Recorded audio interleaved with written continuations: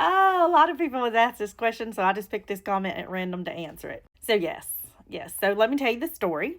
It was week before last. Okay, and Mr. Ronnie was driving home, and he was on the phone with me, and he goes, "Honey," he says, "my heart is hurting, and something's been bothering me." Of course, when I hear my husband say that, I'm all ears. "Yeah, what's wrong, babe? What's up?" And so he says to me, he says, "Honey, I really don't want to leave Paxton. I don't want to board him." And I said, "What?" And he goes, "No." He said, "I'm just so afraid that he's going to think he's going back to the shelter and that we don't want him anymore and that we're leaving him." And he said, "He's our family and I want him to go with us." Look, he's saying, "Thanks, Dad. Thanks for letting me go." And Ruger's like, "Yeah, brother's going. Yay. Get off my daddy."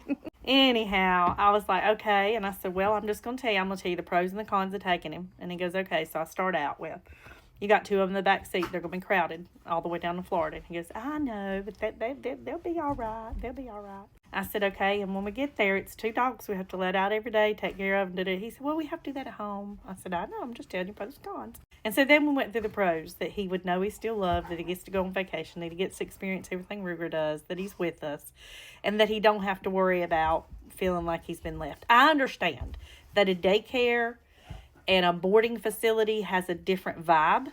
I was reading up about it a couple weeks ago, and they was like, "Oh, a dog knows whether it's a shelter or a boarding facility because it's a different vibe." You know what I'm saying? But at the same time, we haven't even had him a full 3 months yet, and it had entered my mind that he might think, "Oh no, where are they at? Why are they not coming to get me? What's wrong?" And I'm not even fully got him trained yet. He's still learning. So I felt like it would be a setback that way. So he's going. But anyhow, I know y'all, a lot of y'all that knew me was probably already betting on that. She gonna end up taking that dog. I just know she.